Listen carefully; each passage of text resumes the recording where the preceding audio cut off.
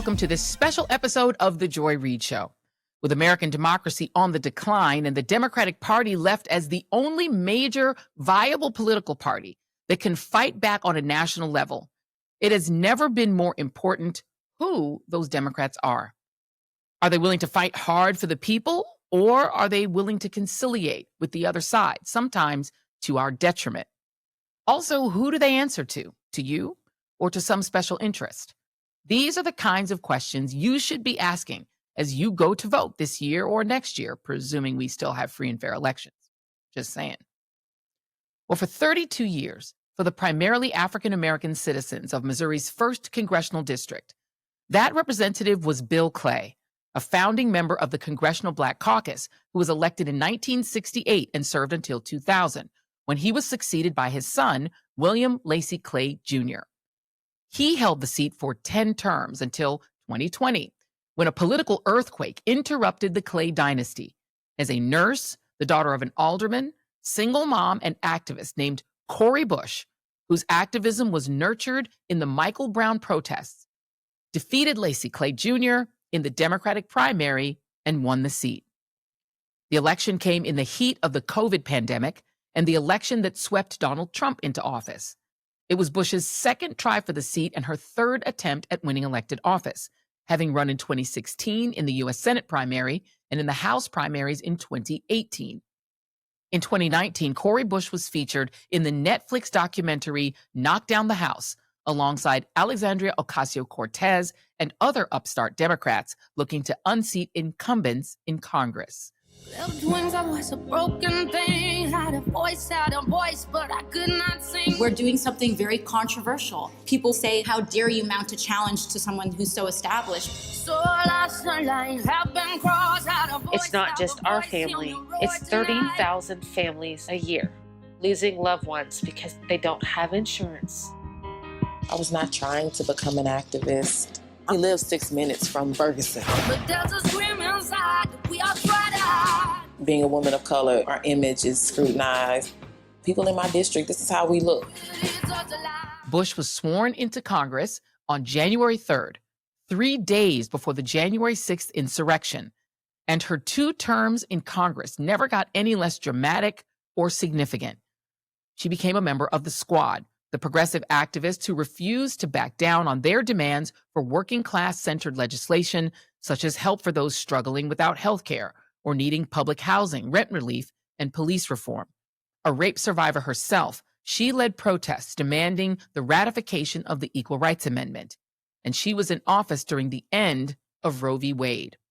She battled with right-wing freshman Marjorie Taylor Greene and stood with Palestinian-American Congresswoman Rashida Tlaib and other Squad members who took on the Biden administration over its insistence on backing Israel to the hilt, even as the genocide in Gaza unfolded.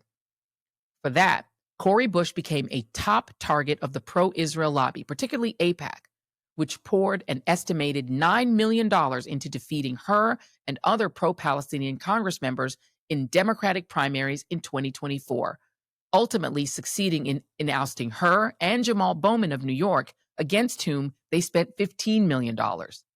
In Cori Bush's case, AIPAC seized the seat by heavily financially backing a candidate whom Bush had once perceived as an ally or even a friend, former prosecutor and current 1st District Congressman Wesley Bell. Well, Cori Bush has decided to stage a rematch. She is running again to reclaim that seat, she says, in the name of the people. Here is her campaign announcement. What does it mean to be from St. Louis? When I think of home, I think of our community's red brick. Strong, weathered, resilient. Alone, one brick can be broken. But together, brick by brick, our neighborhoods, our history, and our strength become a force and a movement. I ran for Congress because I know what it feels like to be a working class St. Louisan. Too often unseen, unheard, left out. I promised to fight for St. Louis, and we delivered. We brought billions of dollars home, directly to our community. We secured flood relief when disaster struck our neighbors. We fought for families poisoned by Coldwater Creek. And we always stood up for the most vulnerable. But because I spoke truth, they pushed back, attacked my name, my motives, spread lies and hate. But even after leaving office, when the storms came, I showed up on the ground because that's what needed to be done. And that's what our district deserves. This community is my purpose. And what ifs don't define us. Action does. I ran for Congress to change things for regular people. I'm running again because St. Louis deserves leadership that doesn't wait for permission, doesn't answer to wealthy donors, and doesn't hide when things get tough. All across America, we see it. Our rights rolled back, our history being rewritten, our lives on the line. The stakes for our community here have never been higher. I'm running because our district deserves someone 10 toes down for our families, for our wallets, for our safety, for our democracy, and for our bright future. St. Louis is built different. So am I, and so are we.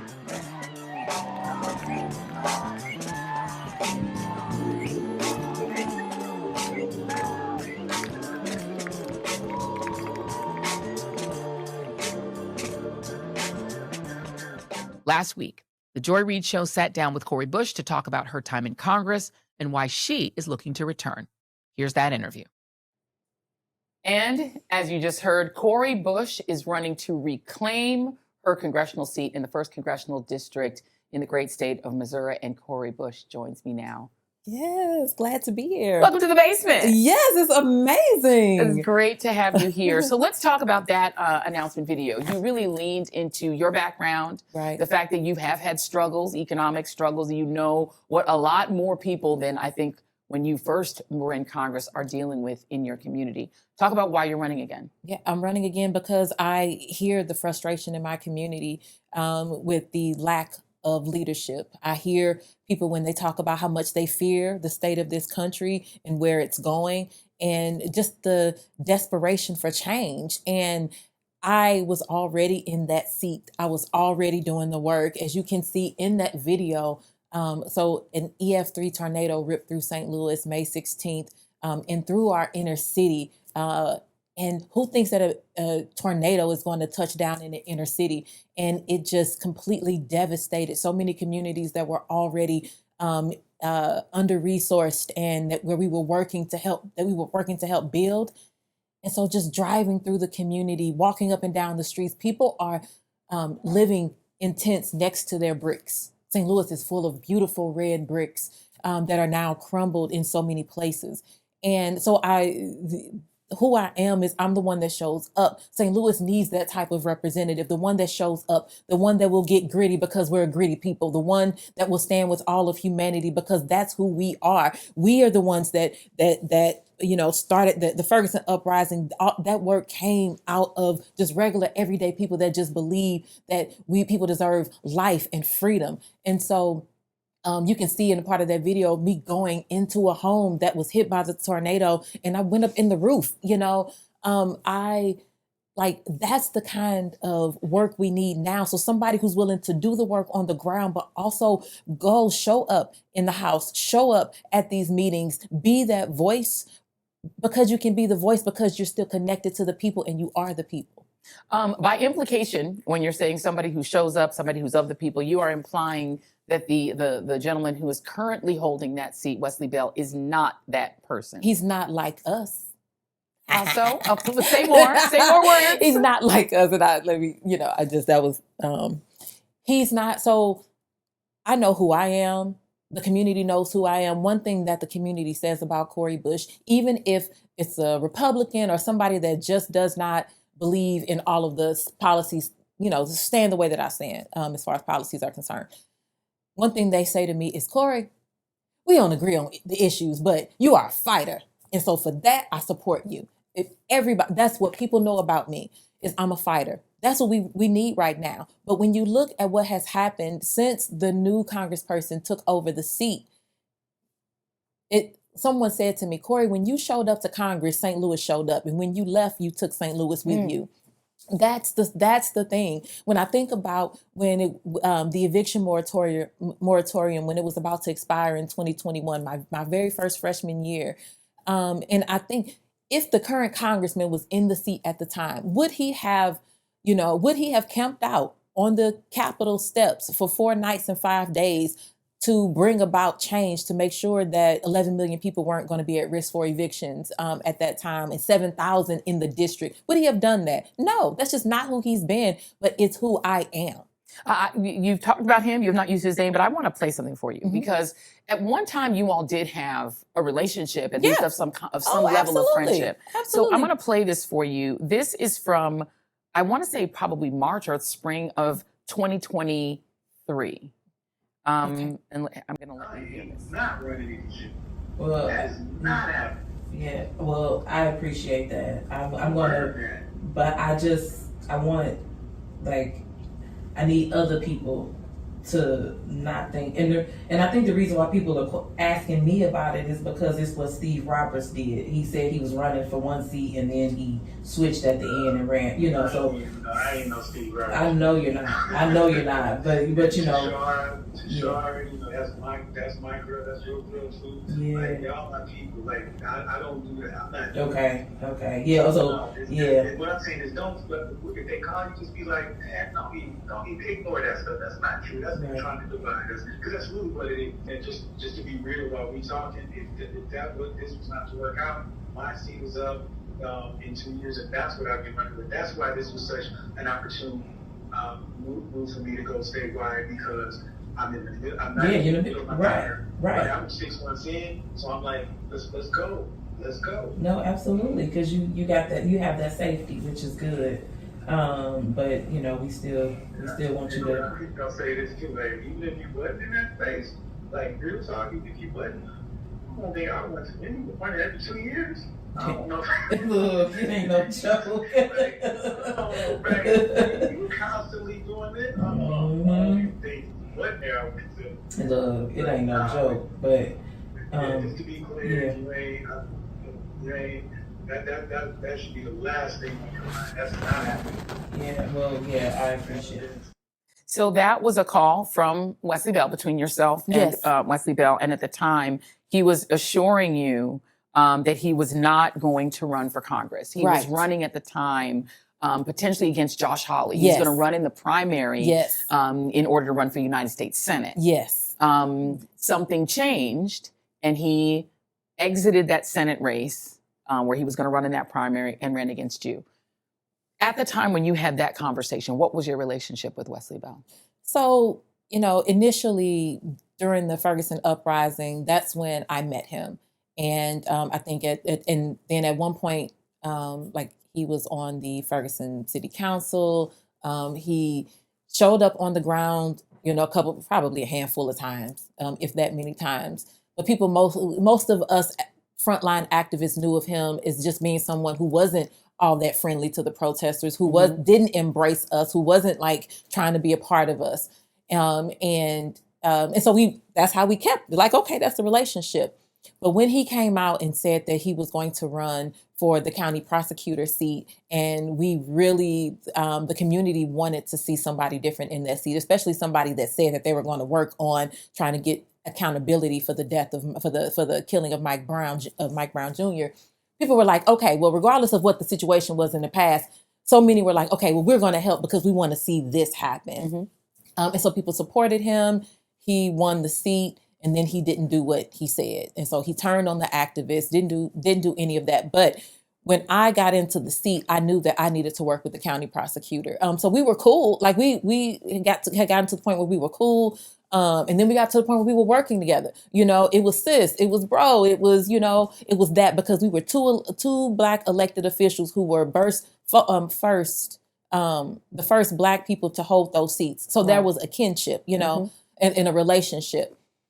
Even some other stuff happened. We were like, he was being pressed to make sure, like, we don't want to see the death penalty in our state, and so he was being pressed by groups to make sure that we weren't sending people, to be executed if we could do anything about it. And he just wasn't really moving in that area. So I was trying to help him like, hey, this is what you need to do. I was really trying to help him to not end up being somebody that everybody turned on, like do the right thing.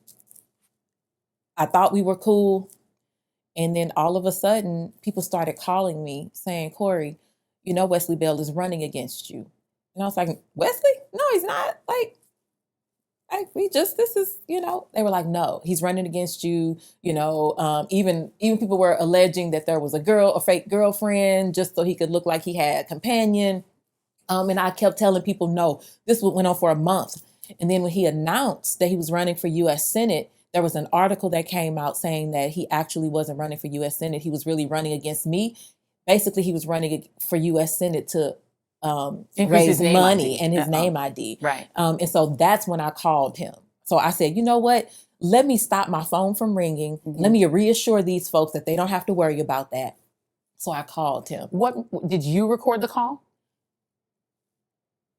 Yes. And what if you had a level of friendship or relationship, why did you feel you needed to record the call? So the recording started a little bit into the call, right? Because I wasn't recording the call, and I didn't even think to record the call. Sure. But then all of a sudden, as he's talking, it just seemed like he wasn't telling the truth.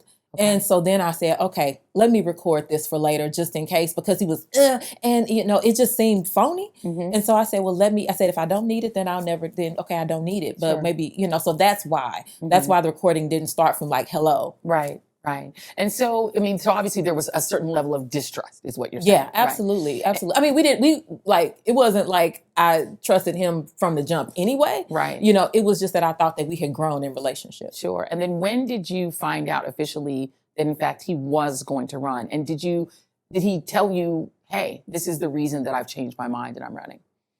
So there was a day where the media actually reached out to my team and said, hey, we got word that Wesley Bell's about to announce against you. We just want to prepare you. And we were so caught off guard, but this was right after, this was maybe 2 weeks after I introduced the Ceasefire Now resolution that October. I'm sorry to interrupt you, but what happens in between that call and his decision is the October 7 attacks. Absolutely. So the October 7 attacks happened maybe a few months after later, that call. A few months. Mm-hmm. And it really does sort of change the dynamic, yes. Particularly for organizations like AIPAC. Yes. You, from the very beginning, really not maybe from that day, but from early in the intense war that Israel begins waging against Gaza, you and other members of the squad were very vocal about saying, we need a ceasefire. Yeah. It needed to stop. Yes. Did you get a sense that when you started to make those calls, what was the reaction? I'll just say, what was the reaction that you got institutionally from other members of Congress? From other members of Congress, there was this like disconnection. It was almost like, let me get back. Away from her. Let me get back. Like, why is she doing this? Some people came to me and whispered to me, keep going. I just can't do it. Like, but you know, I believe what you're doing. So it was kind of a mixed bag, but publicly it was like Rashida and I and other squad members, Rashida Tlaib and I and other squad members, and a few other folks, that are our friends. Like, we were on this island by ourselves, and I hate to say island because we went through that before, but so that part was hard. But in my community, one thing that I noticed was that our phones were ringing off the hook in our office, and it was pretty much 2-to-1 people saying, thank you, Congresswoman, thank you for standing up, you know, thank you for fighting against you know, this ground invasion, thank you for wanting a ceasefire and being willing to put your name on the line for it. So the thing that I paid attention to was that St. Louis was with me, because it was a 2-to-1, you know, right. 2-to-1, you know, we stand with you. But that first 24 hours from when Rashida Tlaib and I announced the ceasefire resolution, introduced the ceasefire resolution, I had so many death threats into my office, whether by phone or email or however they came in, that I had to evacuate our St. Louis office and close it down for a week, because I could not put my team in a position to where they could be harmed. I didn't want them harmed with someone thinking that I was there and I was not, and so there was no way for me to protect them. And they were afraid of what could happen. So the response was deplorable. And all we were saying though was like, don't kill humans. Why does it have to have a border? Why is it you can kill these folks, but not these folks, and these folks, no, don't kill people. And so if a ground invasion was going to happen in St. Louis and there was a legislator in another country that had the opportunity to vote on whether to fund that or whether it should happen, or if they could put forth some legislation to try to stop it, would I want them to do it? Absolutely. I would want them to put everything on the line to save St. Louis. So that's what I did. And did at that point, did Wesley Bell start to speak up on the other side? Was he vocal on a pro-Israel level? Absolutely. He came out the day that he announced. He had a press conference, and in that press conference, he spoke about standing 100% with Israel, and he talked about me and the ceasefire resolution, that I introduced a ceasefire resolution, and that was his reason for running against me. So his framing was that he was not going to run against you until you became vocal for a ceasefire, and that prompted him to want to run. That was what he told. That was his. Did he tell you that personally? No, he never told me that. The day that he announced, when I heard from the media that he was going to run, then I received a text from him saying, "Hey, I want to talk to you real quick. I need to talk to you about something. I want you to hear it from me. So when you have a second, call me." Okay. As soon as I saw that, as soon as it ding, I read it, I called him, he didn't answer. We haven't had a conversation since. So you've not had a conversation face to face or on the phone since then? No, we have not. So at what point was it clear to you that AIPAC, the American Israeli Public Affairs Committee, which is very powerful, and I'm going to ask you some questions about that too. When did it become clear that AIPAC was going to back Wesley Bell's campaign? And do you believe that AIPAC had some involvement in convincing him to run against you? Yeah, I think that, so 2 years prior, in the 2022 cycle, I heard that AIPAC was going to get involved. And, the person that was running it, the Steve Roberts that you could hear him, that you hear me talking about on the call, we were told that he was expecting AIPAC to, help him to run against me. And then that didn't happen. So 2 years later, I was told, some articles came out a few months later just saying that the Republicans, I was one of their biggest targets. Yeah. And I remember thinking at the time, why would this article come out saying that the Republicans are really going to target me? Because a Republican can't win in my district. Right. I didn't know the connection with AIPAC and Republicans as far as how much Republicans, help fund AIPAC. Right. And so I just didn't understand it. But then once I came out with the ceasefire resolution and AIPAC started talking about, we have $100 million, they have $100 million to challenge, Democrats who are, I guess pro-Palestine. I don't remember exact words that they used. I thought there wasn't precedence within the last few years for me to be able to look at to understand what that meant. And then we knew that they would be targeting quite a few different people. At least that's what we thought. SWAT members and other people that were running. Sure, Summer Lee was targeted. We were thinking Summer Lee would be targeted. Of course, Ilhan Omar, Jamal Bowman, and possibly Rashida Tlaib. So we were okay, well, we won't know what it's like until it happens, and if it happens. Did it seem that the targeting was more focused on Black members? Absolutely. Yes, more targeted towards Black members. And when the two people who were unseated with AIPAC money in the House of Representatives are two Black people, that says a lot. And then when I also being told that, AIPAC, they may come for you, but you don't have to worry about it because your community loves you. I remember hearing that throughout Congress, Sure. throughout different colleagues, just different circles saying oh, but you'll be fine. Right. But what is fine? Have you ever had, we were thinking 25 million at the time. Have you ever had 25 million against you? So how do you know I will be fine? Yeah. Yeah, but And it wound up being about $15 million. it wound up being $15 million with AIPAC money and crypto money. And I think it was even big real estate.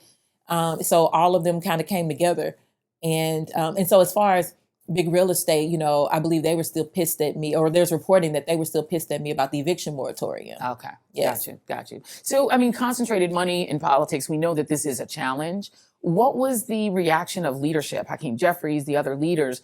Did you feel supported? Did they come to you and say, hey, we're going to support you and do whatever we can to reelect you? So, yes, there were conversations that, we're going to be there for you. You know, we're going to be there for all the squad because we know that they're going to come for you all. Mm-hmm. And then once we started to see, okay, well, it looks like they're coming for Jamal and Cori and not everybody. Then it turned into, there was a lot of back and forth because there were things being said from members of Congress talking about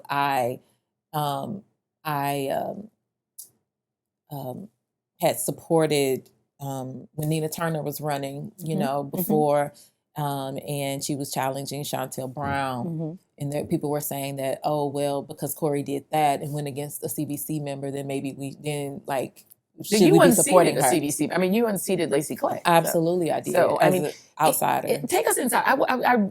You're a former member, so you know how things work there. Take us a little bit inside the way things work, because the squad in general got their seats by unseating incumbents. Yes. And so there was a sense, at least from the outside looking in, that maybe incumbent Democrats looked at the squad with a little bit of a side eye because they had unseated members. Is that true? Yeah, but it's weird because so many of them have too. And that's what's weird. It's like, you're here because you unseated an incumbent. And the thing is, I didn't decide I want to be in Congress, so let me go, you know, just run for this seat because I want this title. Right. I ran for the seat because I remember being out there on the streets of Ferguson. I remember this militarized police force. I remember being brutalized myself by that police force. I'll never forget being thrown up in the air and seeing stars and wondering, why am I seeing the stars? And then coming down on the ground and realizing it's because the police threw me up in the air. I'll never forget being brutalized or watching my fellow activists being brutalized, hung upside down and hogtied, hanging off of batons. I'll never forget that. And then to know that my predecessor had voted where he could have voted to not militarize the police, he was in support of it. And so for me, me thinking about my child being the next hashtag, you know, like, did you do enough to say, would you feel you've done enough? You know, is there another way you could save his life or her life? And so that was my thought process. So that's why I ran. So it wasn't I need to be in this position. But for some of them, that was the case. Like, this is the position I want. And so to be upset with us because that's how we enter Congress. I showed up in Congress and I worked my butt off in Congress. I worked, we championed on houselessness. We championed the Equal Rights Amendment. First time a Black woman ever, sponsored the Equal Rights Amendment legislation in 100 years. Me and Ayanna Pressley, we started the very first ERA caucus in the House of Representatives. There had never been a home for the ERA. We championed, whether it was climate justice and just so many areas. So we were working. I was there working. I brought $2 billion home to my district, working, brought $41 million home to communities, organizations that are doing great work in the community that needed to scale up, that I wanted to see scale up. So we were doing the work to transform St. Louis and this country. So if anyone wanted to look at us and say, well, you just did this for a title, or we feel a way, we made our caucus look good. Other people did too. Absolutely. We weren't making our caucus look bad. We stayed on television, not because we were trying to bring a name for ourselves, but because I need you to know what's happening in St. Louis, because you won't know if I don't say it. If I have this platform to be on TV to tell you about what is needed in my community, then that's what I have to do. Take us inside, because I feel like you're absolutely right, that there's a tension that people say, we don't hear enough from Congress. They don't have a message. And then the the really sort of strong messengers, and the squad are strong messengers, then get beaten up for being too public. So it's like you're sort of damned if you do, damned if you don't. Yeah, don't sideline us. I am a strong believer in you have those who are skilled in a particular area, do that thing. And so right now, the people who are your orators, have them do the messaging. Now, they may not be your fighters. Stop calling them your fighters because they're your messengers. Right. Your fighters who are the ones that will go and stand and do that unconventional thing, the thing that does not look like decorum. Yeah. Those are your fighters. You put them where that's needed. Like use everybody now. Absolutely. Your lawyers that know how to, a Jamie Raskin that can break down that constitutional law, have him in his place. Like, so that's what I would love to see the Democratic Party do right now. Don't sideline people. Don't, forget the labels of progressive or this or that, moderate. Just, we are one party that needs to serve the people in a way where people feel it so much to where they're like, that's my team. Yeah.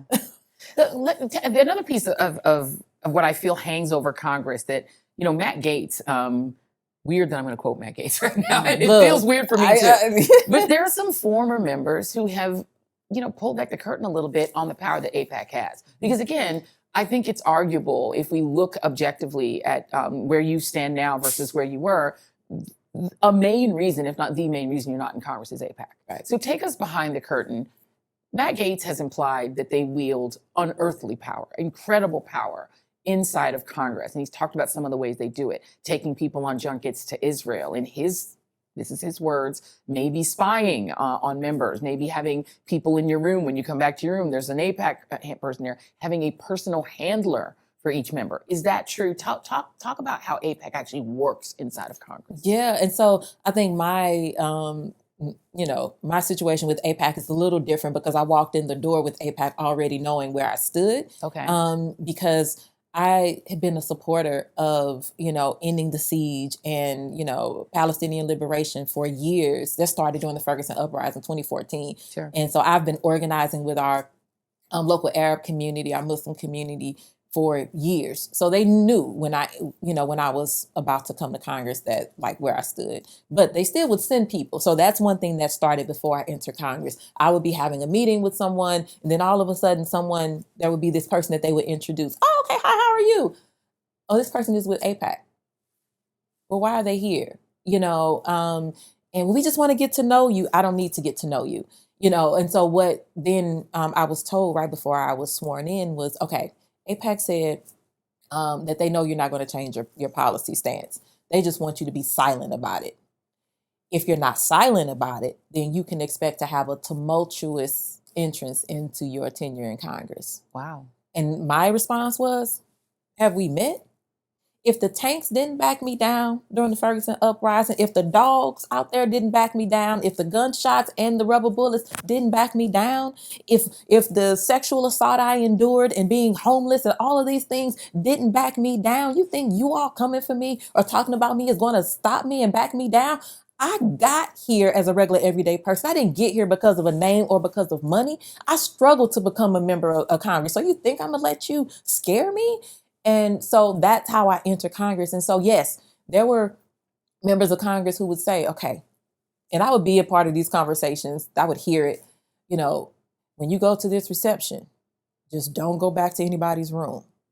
Or if somebody comes up to you and all of a sudden this beautiful woman wants to talk to you, and she's just giving you a lot of attention, don't pay her any attention. Like those are the things that we would hear. Yeah. And then I would also hear, I messed up, and so I hope that wasn't somebody sent by AIPAC. So I don't know what was actually AIPAC and what wasn't. I just know that there were warnings that would go out in circles about like how to protect yourself.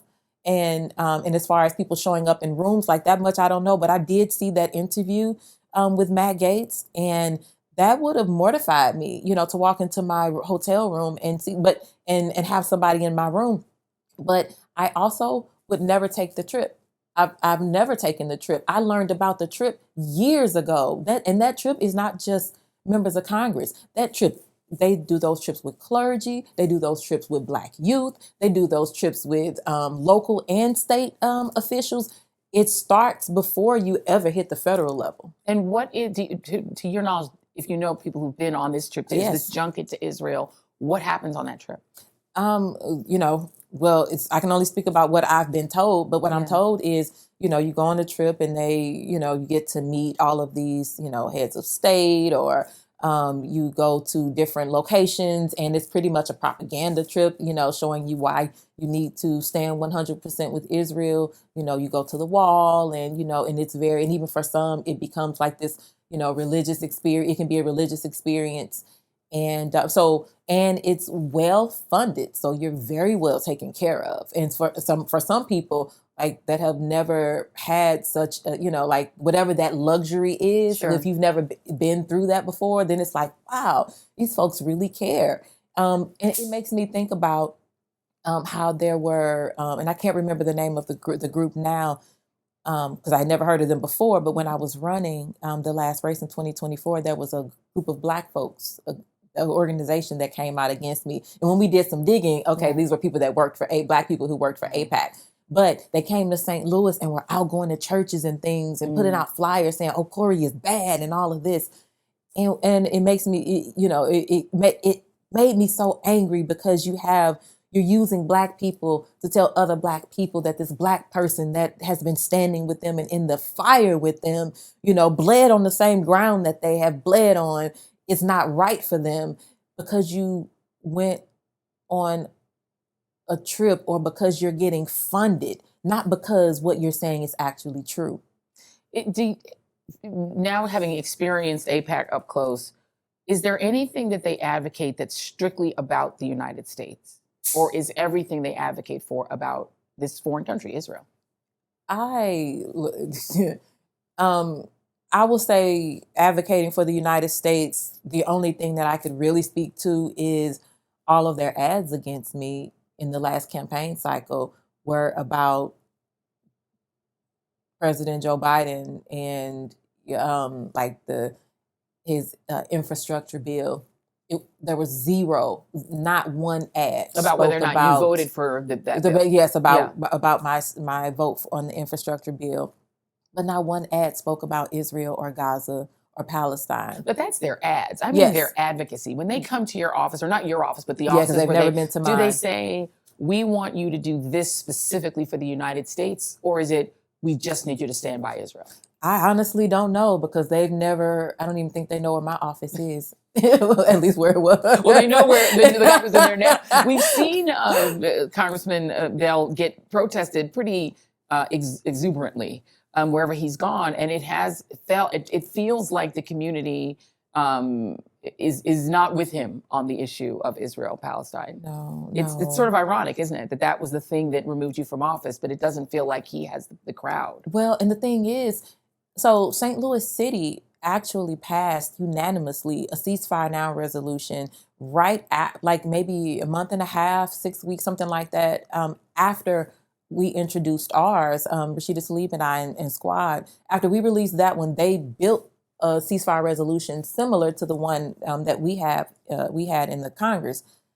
And the community was with them. So the community believes in humanity. Yeah. The issue was, that wasn't the conversation. So there was no parallel, because all what AIPAC was saying was, it was about standing with Democrats and Joe Biden. So the people didn't, so if it had been ads about Israel, if it had been ads about Palestine, the people would have been against that. Let's talk about that vote, because I spoke with other members of the Squad who did vote against the big infrastructure bill, which used to be tied to something called Build Back Better. Yes. And I remember reporting on this on my show at MSNBC at the time, and the administration not being very pleased with our reporting on it, because the separation between Build Back Better, which had a lot of things for women and children, free preschool, or at least subsidized preschool, like really helping, and it would have really helped a lot of women of color and children. And then you had the big infrastructure bill, which was this massive bill negotiated by, from what I could see, 20 white people behind closed doors, right? 20 white senators, not even a senator of color. no one in the room except them, and they split, $1.7 trillion. Yes. And then split the bills. Yes. Talk about what happened when those bills split among the Democratic caucus. What kind of pressure was on you all to still support it, even though those Build Back Better things had been taken out? Yeah. So initially, when the bills were together, when those bills were coupled, I know members of Squad were getting phone calls from our allies, especially in the climate space, saying, hey, this bill doesn't go far enough. And so can you do some work there? And so we were like, okay, if we support this bill outright, we're going to get attacked from our base. Sure. And the president was just like, hey, but this Build Back Better bill, if we keep them coupled, then we'll have all of this investment, like you said, into childcare, into school lunches, into cleaning up lead pipes and retrofitting homes. So we were putting money into the care economy. This is my legacy. So if you just support this bill, even though it's not all that you want, I'm going to make sure that both of these bills ride together, and that, so like this will be great for the country. We were like, bet, if we can keep them together, because otherwise you're putting us on the line for something that should have gone farther. And so that was the deal. And so we supported it. We put our names on the line. And then all of a sudden, after it was decoupled, it was hard for us because now we had told the community, like, this is what's coming, this big bill with all of this investment. That would have been a big, beautiful bill, actually. That would have been a big, beautiful bill, Yeah. And so when it broke down, I just remember being in a meeting and talking to the president on the phone, talking to President Biden on the phone. And I just had to, because the room was like, okay, who's going to talk to the president? And it was like, Cori, and I'm like, I'm the freshman in the room. Okay, I'll talk. So I got on the phone with the president, and he said, I need you to back the bill. And my thing was, you have these, I think it was 9 Congress members who were like, they were not going to budge in support of making sure that both of these bills went together, that the infrastructure bill and they didn't want Build Back Better. And so my thing was, Mr. President, this is your legacy. Instead of being on the phone trying to push the dozens of people in this room, why don't you go fight with the 9? Joe Manchin and the others in the Senate. Well, yeah, those folks too, but the folks in the House. In the House as well. Okay. Yeah, go talk to them. And anyway, he was just like, I'm your president, just do what I said. And I was like, no, because I said, how is this going to help St. Louis? I said, I need this to help St. Louis. And so, Mr. President, what I need you, I said, Joe Manchin just said on the television that he was not going to support Build Back Better. Even in December, when, we know we have to get spending done, he said no. So, Mr. President, I need you to not push this forward today. He said, Cori, just stand with me. And I said, this doesn't stand with St. Louis. So no, I'm standing with my people. And I meant that because the thing, when I look back now, if we would have passed the Build Back Better Act along with the infrastructure bill, now, bridges that people can see, roads that they can ride on where their tires aren't getting all messed up, their cars aren't getting messed up, all of those things are great. We need those. Yeah. And so people seeing that, yes, thank you for that.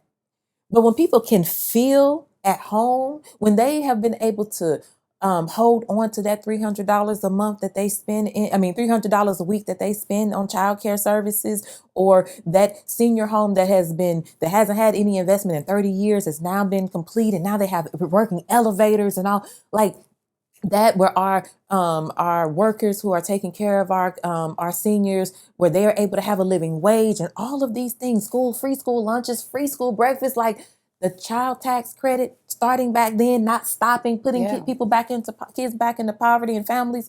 If we would have had that now, maybe people would not have been supporting Donald Trump over the price of eggs.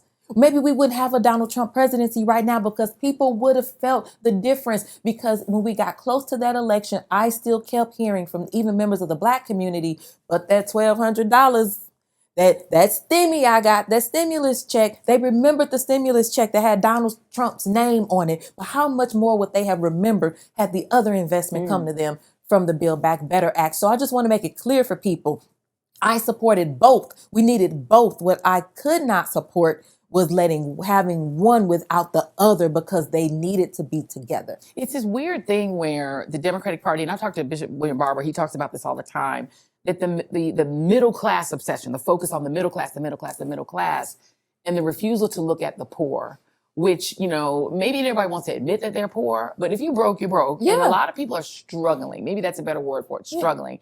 Yeah. But it feels like the Democratic Party doesn't talk about struggling people. They only talk about the middle class.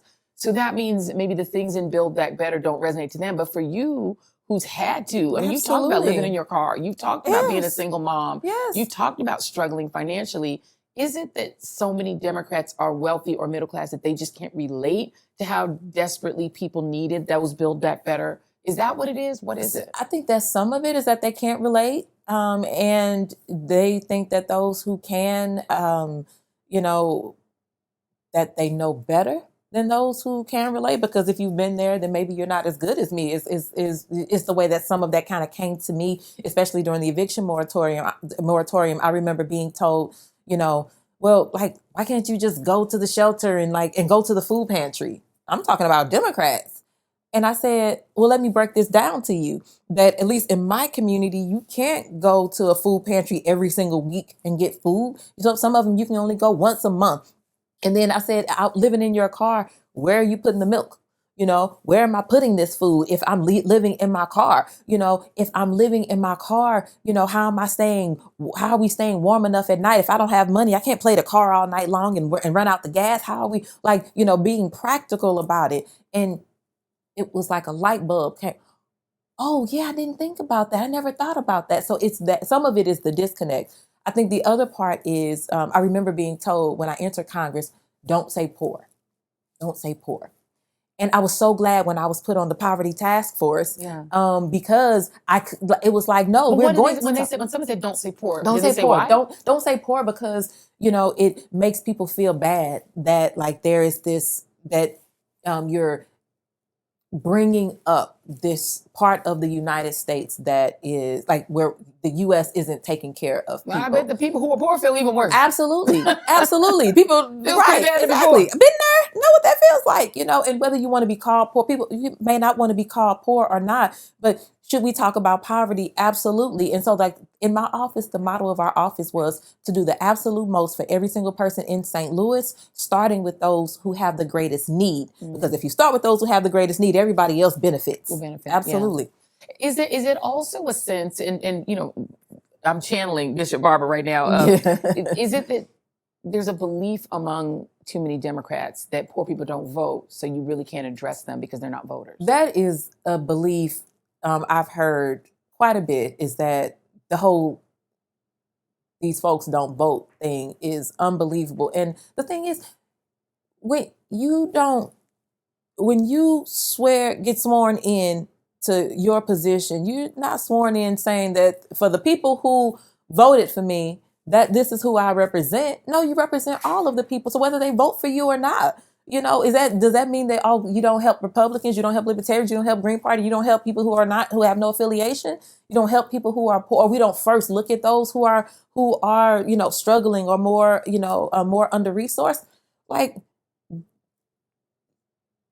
You are the one that signed up for this. And so the other thing is, maybe you don't want to go into that community and learn about learn about those struggles. Maybe you don't want to hear that, maybe it just doesn't feel comfortable for you. Well, then that's why we have people who are of those communities who deserve to be in some of these positions, because it's comfortable for them and they can speak about it in a different way. And I think that's some of the things that people, some folks had against me. It was like, oh, you keep coming here talking about the unhoused. You keep coming here talking about homelessness. And, why, they need to just get a job. And if people who are struggling to have a home, or people who have made the decision that they can't go inside of a shelter, I was a nurse in a community-based mental health agency for a number of years. I was the director of the facility. Some of my patients didn't want to go into the shelter because of their own mental health issues. And so it was better for them to stay outside. Yeah. And so listening to people, and this is how they felt, but listening to people talk about like, your work should just be, how do I connect and help? How do I represent?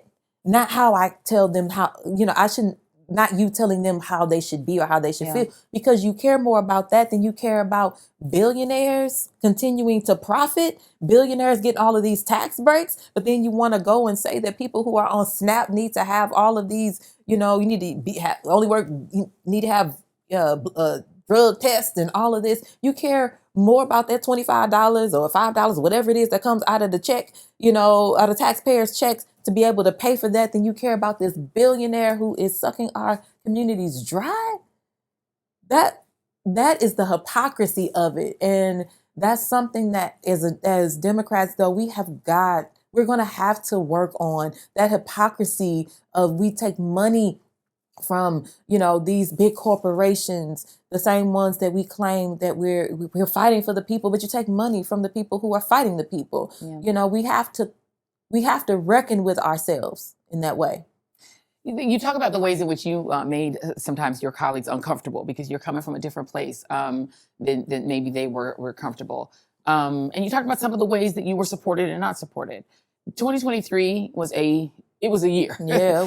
It was quite a year. But it was also the year when you fell in love. You had a little bit of a bodyguard. Mm-hmm. When we had you on the show earlier, I said it was like the bodyguard. Mm-hmm. You needed more security, as you said. You were getting death threats. Your security was an issue. You hired a firm to give you, bodyguard services, security services, and you happened to fall in love with your bodyguard. No. Tell me the story. Okay. So actually, I started dating this beautiful man. So I started having security in 2019, and before I ever entered Congress, because I had so many death threats. Like, I had not only threats, I had attempts on my life. Wow. I have a file with where I sat down and went through all of the death attempts on my life. I used to just put the attempts on social media because I didn't trust, and where did these come from? This was because of your advocacy for Michael Brown? for Michael Brown, okay, and that continued work. And so I just had I had several attempts on my life. And so my team got, made sure that I had some security. Once I entered Congress, we knew that I would need more security just because my name would be, more prominent. And so, but by that time I had already started dating this beautiful, wonderful man, who just so happened to be a veteran, and someone who had a extensive security background. And so imagine trying to date with security, right. But so we were dating and security would be with me. And over time, he just got to the point to where he would say like, hey, maybe you should stand there. Maybe you should do this. Or, that's not how you should cover her this way. Right.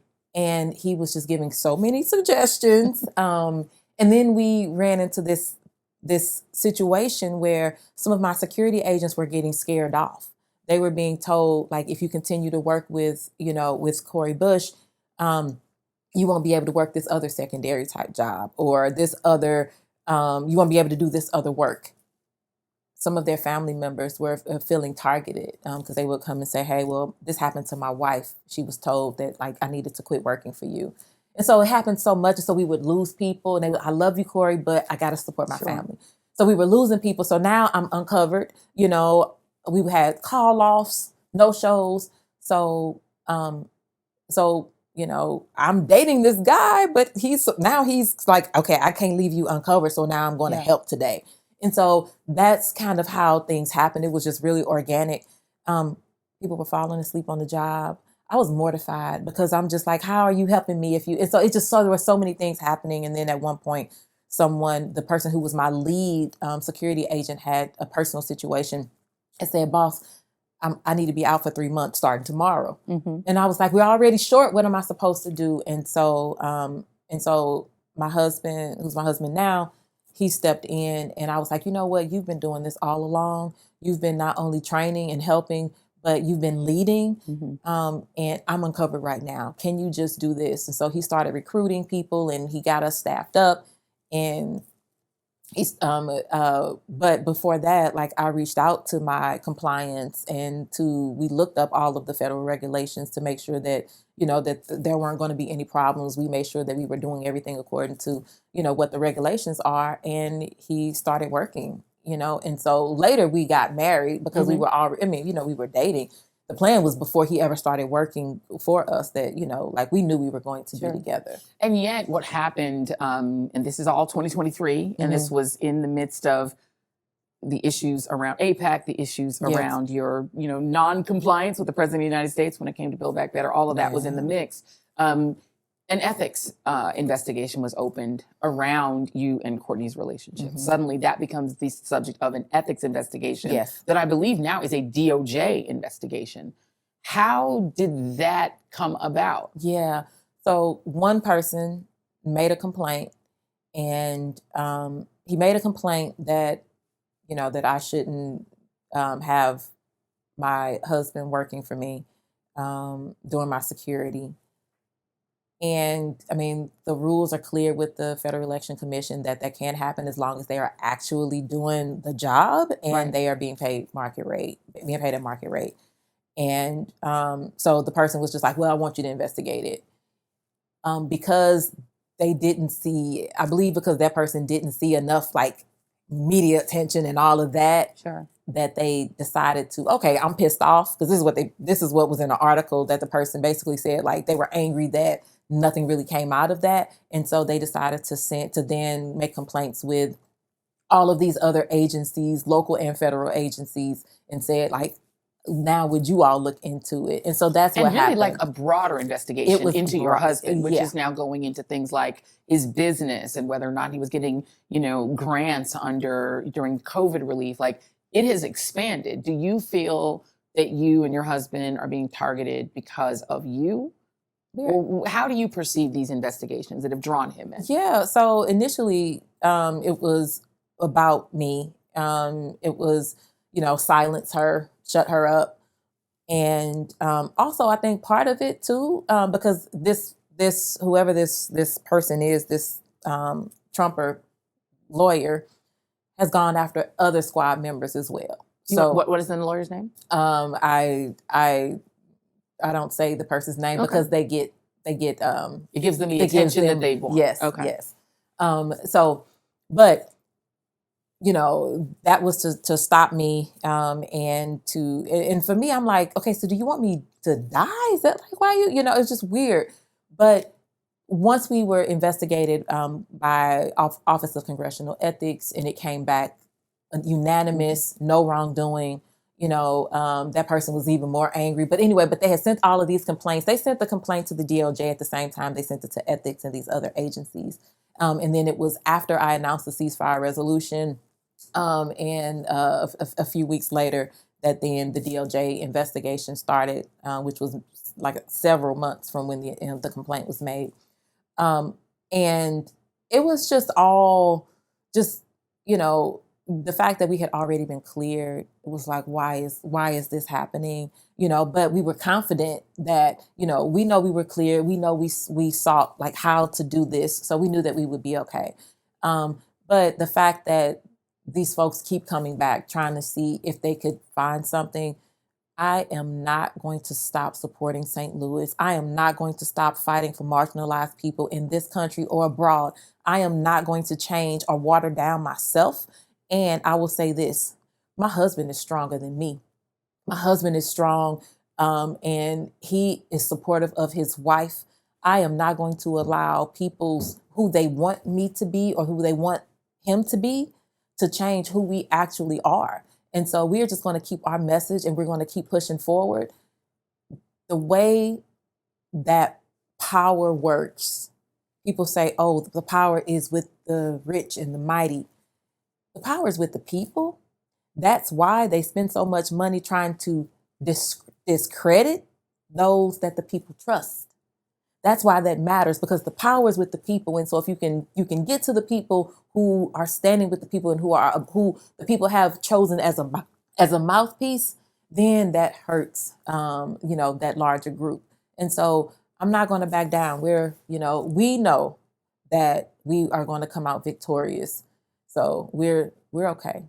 Are you concerned? I mean, the Justice Department is no longer the Justice Department. It's in the hands of Pam Bondi, who's made it very clear that the purpose of the DOJ now is to attack anyone Donald Trump perceives as an enemy. Donald Trump is a supreme ally of Bibi Netanyahu. He has a distaste, I'll just say, for Black women who he feels are too uppity, right? He's gone after Letitia James. It was his ally that went after Marilyn Mosby. You could go on, right? And so are you concerned that with the DOJ in the hands of Pam Bondi, it puts a bigger target on you because you're running for office again? Thought about that, and I can't let them win. And so I have to fight this and them tooth and nail. So the same fight that I had to get off the streets when I lived on the streets with 2 babies, the same fight that I had out there on the streets of Ferguson, same fight I had when I was being abused by a partner and left for dead.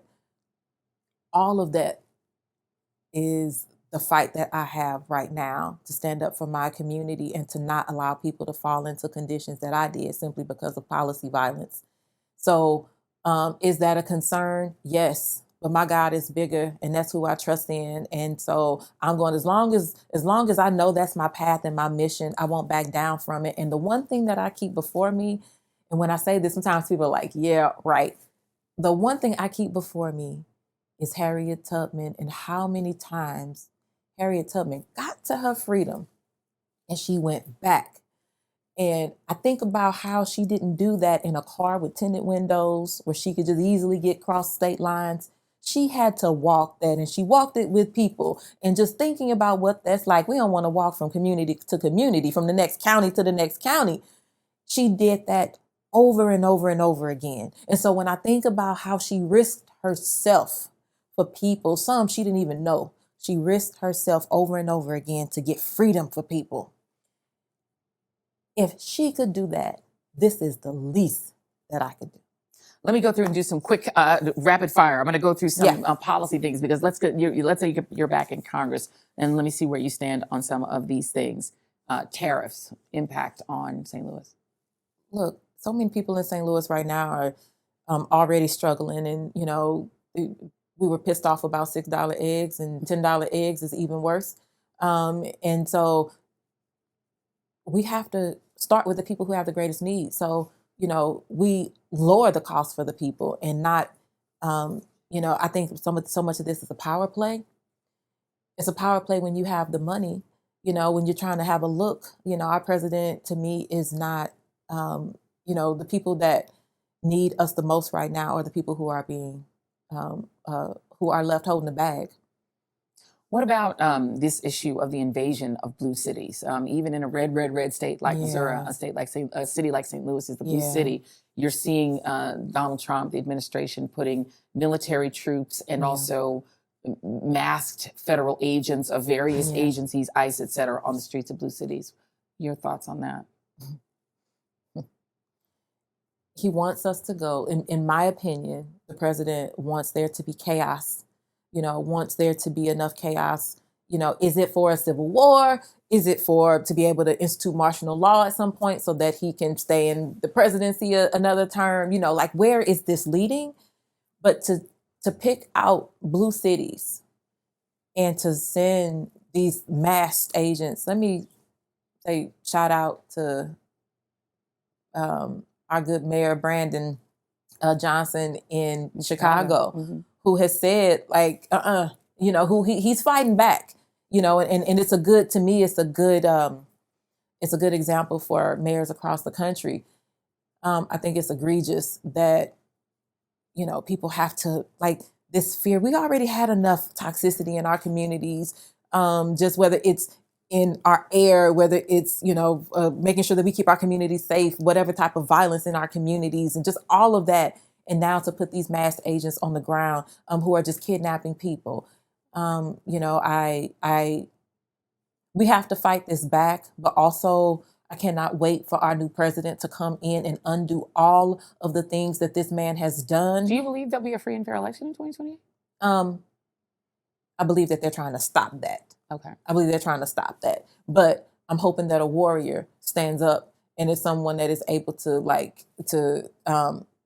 convene to change this, to make sure that we do have a free and fair election. Do you have anybody in mind, a candidate? I have some thoughts. Want to share? No, but I want to keep pushing her. Okay, I'll have y'all off the record. Let's talk about undocumented immigration, because this is the thing that is driving Donald Trump's agenda. What do you think should happen with people who are undocumented in the country? There has to be a process. There has to be a humane process, a humane pathway for citizenship. We've been saying this for such a long time. You know, people come into this country are looking for a place to, to be safe and to grow and to build. People come to this country and they're like, I came here because I want to love this country. Like we have so many immigrants who have made such impact on this country. It broke me down. I remember some years back, and this wasn't, of course, this current administration, but I just remember, I'll never forget the agents on the horses with the whips or whatever that, we won't say whips, whatever that was in their hands. Yeah. Chasing people. And then fast forward to this administration, and then whether it's businesses, people out on people on top of roofs, or people are working. There has to be a way, instead of just putting people on a plane and shipping them places. And you're shipping, people are being shipped to places they haven't lived in years. They're being shipped to places they've never lived.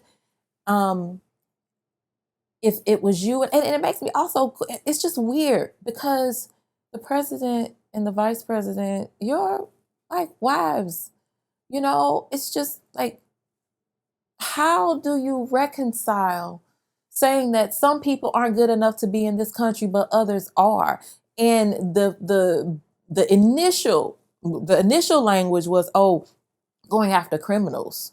Are these people who are they criminals because they've been tried and convicted as criminals, or because you call them criminals just because they crossed the border and they were seeking asylum? So I'm going to stand up for making sure that there is a humane process, that we don't have people in detention centers, that there is not another alligator Alcatraz or anything like that, that families are not separated. I always have to look at things from the standpoint of, if it was me, would I want someone to do the extra work to make sure that there is a process? If you were in office right now, would you vote on that clean, quote unquote, CR to reopen the government? I'd be standing with the Democrats right now, because there is no way that, and I've done it before. Why are we okay knocking people off of their health insurance? Health insurance is actually something that each and every person needs, because at some point, like, your body is like, you have no control over what happens to your body, but having preventative care helps you to not end up in other positions, and having the care that you need keeps you safe as well as other people safe. So I am going to support, making sure that we not only keep people on, whether it's the Medicaid rolls, whether we're talking about Medicare, whatever kind of healthcare we're talking about, ACA, but also increasing that. So that's what I would be fighting for if I was there, not only keeping us on the rolls, but increasing it. I've had Medicaid before. Mm-hmm. Yeah, so I am in support of the Democrats, fighting for that and speaking to that right now. And then insurance premiums going up by 75%. It's funny though. I remember being in the House and the GOP saying, this is you can't, you have to be willing to come to the table. When Democrats are in power, you got to be willing to come to the table when, we have to be able to work on this together. Well, where is that togetherness now? And they keep calling it the Democrat Democrat shutdown, but you're in control of the White House, government. the Senate and the House. So, you know, what is your messaging and what is so wrong with your clean CR that you're big and bad and in control and you couldn't get it done? Bring the Democrats to the table in good faith. What about, you talked about in control of your body, not in your state, not in No. several states in terms of abortion rights. Do you fear that there's going to be a de facto national abortion ban? Yeah, I do. And I also believe that right now with, I know the recent reporting that mifepristone, which is the number one abortion pill, the drug that is used most widely to make sure that the drug that is most widely used for people across the country to be able to have abortions, you know, safely in their homes. That now that is going to be, you know, investigated and looked into as if it is unsafe, Right. even though it's been unsafe for such a long time. And we're going to see, I truly believe that they're looking at so many different ways to be able to end abortion regardless of what state it is, just on a federal level. But if they can't do it, like you said, in a de facto way, that's why I stood with my fellow members of Congress to make sure that we were working against the Comstock Act being used to help, you know, this like, to me, it's archaic law that would be that de facto way for because it would be considered, you know, this it's obscene. Like a controlled it's substance. a controlled almost. substance. Yeah.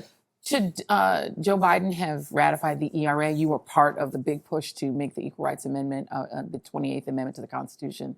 Why do you suppose he didn't just take the initiative and record or force his archivist to record the ERA? And should he have done that? He absolutely should have done that. He absolutely should have.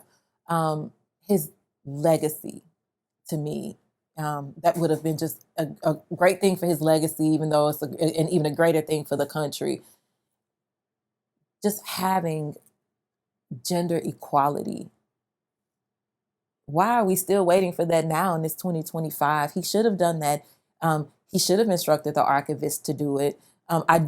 We were, you know, surprised that the last few days of his presidency that he did come out and call it, consider it, you know, an amendment to the Constitution, but it was way too late for there to be any organizing around it. And the archivist was set on, no, I'm not going to do this.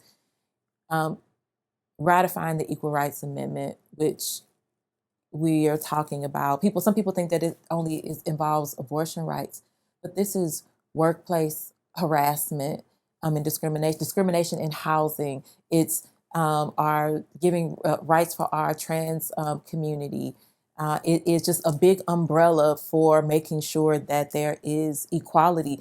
You know, I remember working in several different jobs where there was not equality in our wages. And at one point being the supervisor where I had staff, I'll never forget, we brought someone in.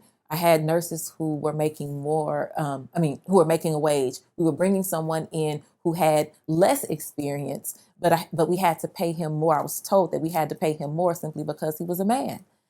And I fought that tooth and nail. I didn't win, but I fought that tooth and nail. And so it made me do my own calculations. And I remember being about $20,000, you know, my white male counterparts making $20,000 more than I, you know, a year simply because of the pay discrimination and the, you know, so absolutely fighting for the Equal Rights Amendment. He should have done that because now we have 4 years where we know that it's not going to happen. And we're also being pushed back further.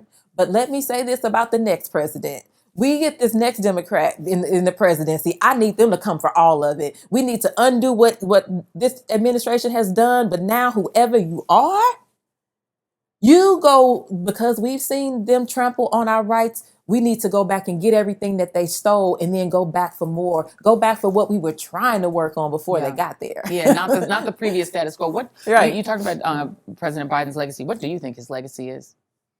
You know, he did a lot for student loan debt. I know a lot of people who whose financial situations changed because of his work on canceling student debt. And that was something, honestly, that when he was running, we know that it was a campaign, that the campaign promise was that he would look into it. Yeah. And for him to actually do it. So I do believe that is a part of his legacy.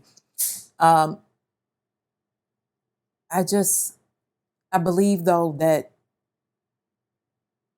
because of how his time in the presidency ended with this genocide happening in Gaza, I just believe so many, because we have to remember that those who were voting 4 years ago, 5 years ago, 6 years ago, they're getting older. We're all getting older. And then there's this younger generation that's every year there are more people turning 18 that are paying attention. Yeah. And so what that legacy is like, there are so many who that's what they know. They don't know the Joe Biden of 20 years ago or 10 years ago. Yeah, with the Ray-Bans and the Trans Am. They don't know that guy. No, they don't know him. Mm-hmm. They know the person who allowed the bombs or helped, to help send bombs to make Gaza look like, a parking lot full of rubble where people are starving right now.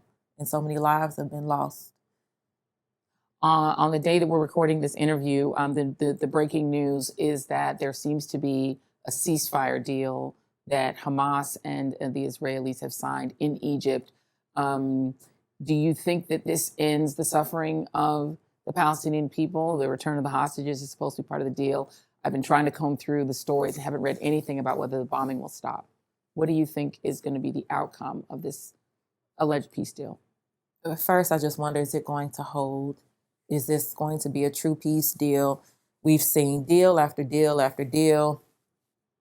Bombing didn't stop, or there was a cessation of bombing. I'll believe it when it happens. I believe it when I see it. Am I hopeful that finally this is it? Absolutely.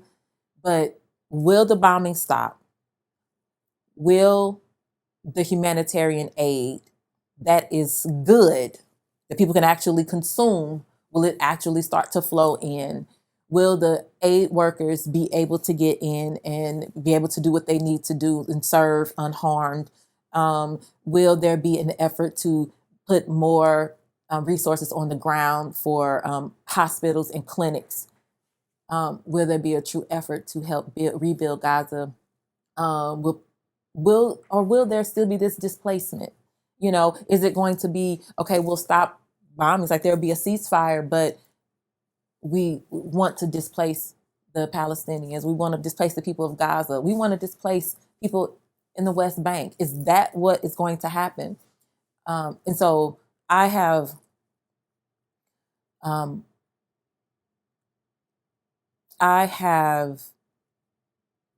not seen enough yet to think that this is something that is truly going to be what is needed on the ground right now. And the thing is this, there's so much devastation. There is just, the situation is so beyond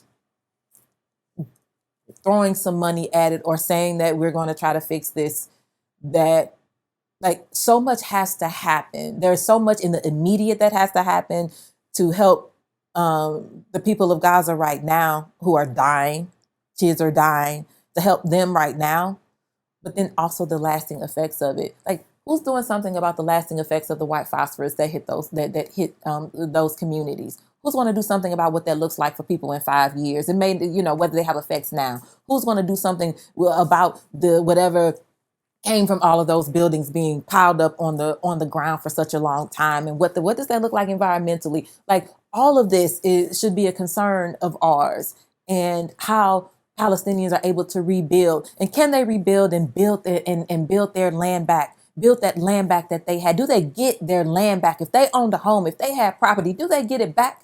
Like, people that came to this country, if they want to go back home, will they be able to? So that's what I want to see. Yeah. I mean, on the domestic front, there's this sort of same kind of question about rebuilding. But Black women have lost Yes. So much in this era. The people who voted 92% for Kamala Harris are now facing more than 300,000 jobs lost. The highest unemployment rate or increase in unemployment has been among Black women. How do we rebuild? If, as you say, you seem very optimistic. You're the more optimistic. My name is Joy, and I'm really not optimistic. You're optimistic about there being a president that isn't named Donald Trump in our near future. How do we rebuild what we've lost?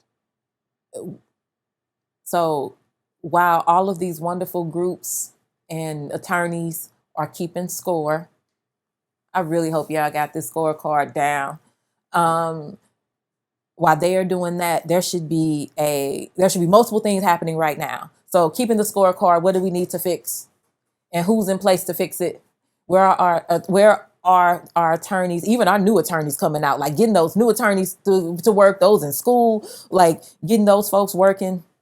And then what is it, the other bucket of the things that we were working on prior to Donald Trump's, even in 2017 when he came into office, like what were we working on prior to that, that we need to, like having all of these different buckets. And then who are the people, whether they are local, state, Congress, who are the people that will help to get those things done? What we need is people that are flipping tables right now. That's what we need. That's how we get it done. Mm-hmm. The people who are like, well, we need to do it like incremental. We need to be, yes, okay.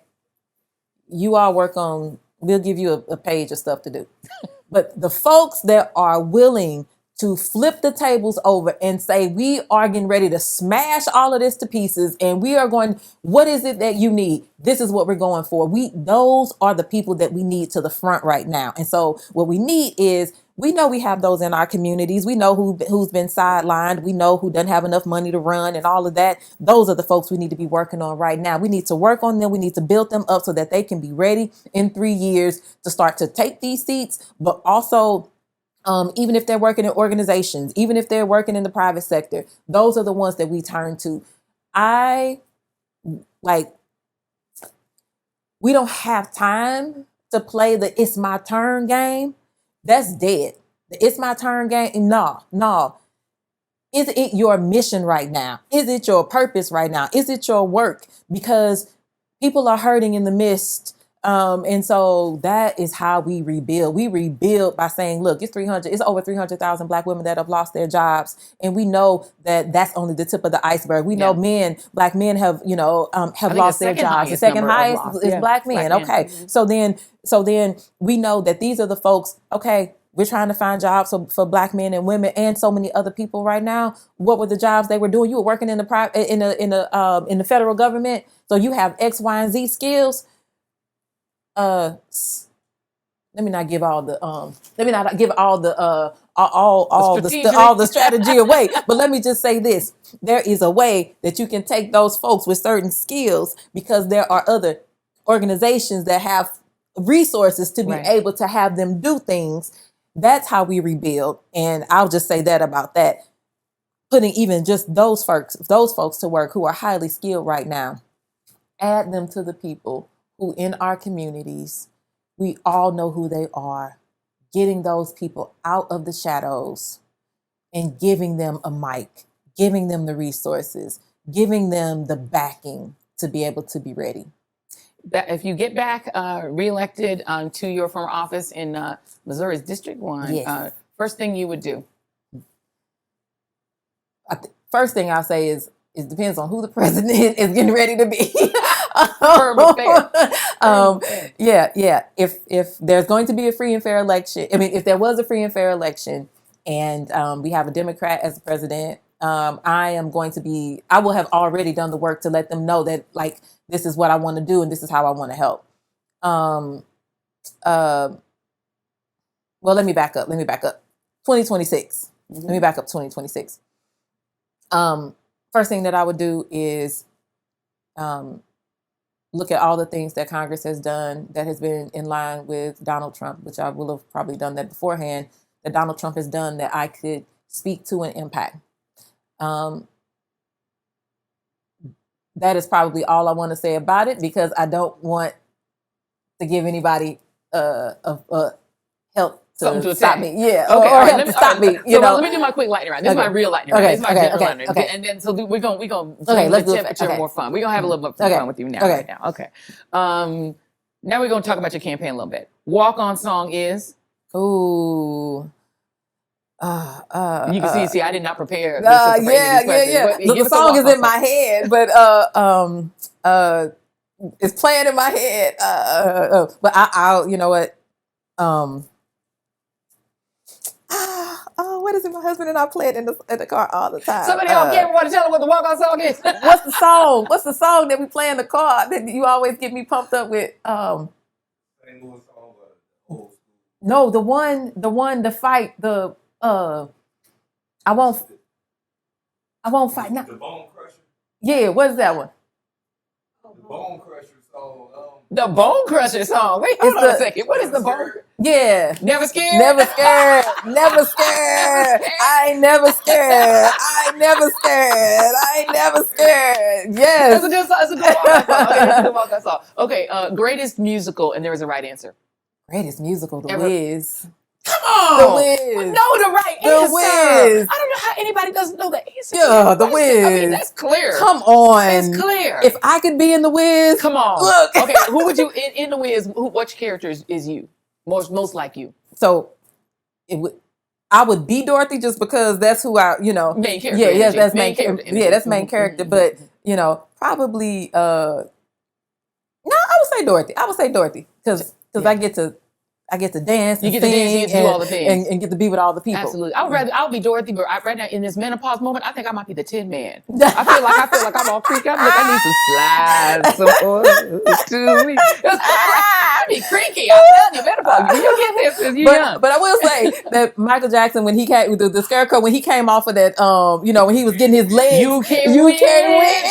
Get even. Ooh, it is the greatest movie It's ever the greatest. made. Diana Ross. I mean, it's just legendary. It's the Nipsey greatest. Russell. I mean, you name it. It's so incredible. Okay. Let me think of another question that is a nice light question that's good to end this interview on. What gives you hope, and what gives you joy? Hope is that, first because I love God and that's where my faith is. We're here. So my hope is that we are still here, which means that there is so much more that can be done, that it's not, that nothing is impossible because we'll keep fighting. And you said, what gives you joy? Other than being around joy. Yeah, absolutely. What gives you joy? For real. My husband and our kids, knew my she was gonna say family. They do. Like they do. Your That is family gives you joy. Yeah, it really does. Yeah, absolutely. Because my family has gone through everything that I've gone through. Yeah. And they're still like, Cori, go. I was like, I can't run again because I don't want to put my family through all of this again. How do your kids feel about you running again? Are they like, Mom, please? No, they're like, yay, Mom. Okay. Yeah. My whole family's like, dude, not one person that in my family has said no. Yeah. And actually it was my husband that was like, Yeah. And my dad's like, Cori, I thought we were getting out of politics, because he was like, so like, just, it's hard for a it parent, was hard for him because he was like, I don't want them to hurt my baby. Yeah. But, now he's like, I'm telling everybody. Okay. So yes. And my exit question, I promise it's the exit question. Mm-hmm. What should we eat if we can only get one meal in St. Louis? What's the food we need? What we we got to come out there and cover this campaign. So what we eat? I got to take you to get ribs. Okay. I got to take you to get ribs. But I But have to come off my vegetarian. I mean, I'm a semi-vegetarian, goodness. pescatarian, but I'll come off it because I will eat a cheeseburger when I need it. because see, that's what you got to do. Okay, so but we gotta get ribs. So we'll take you two places. You got to Okay. get hood ribs. Okay. Okay, and then we got to get more commercial ribs. we get but commercial both of them are good. Okay. You So got the bougie ribs, bougie and the hood ribs and the hood ribs. Okay. Yeah. Hood ribs and bougie ribs. Yes. And I'm set. You said, and then we'll get you some St. Louis Chinese food. Okay. Because we have our own thing. Its own culture. Its own culture. Okay. Yeah, nobody got it. What happened? We gotta do Grace. Grace. Okay. How you doing the interview from over there? From you over could have been there. over. You You see ain't what want the happened? chair. And then, by the way, that my husband is also doing the interview from over Over there. there, right?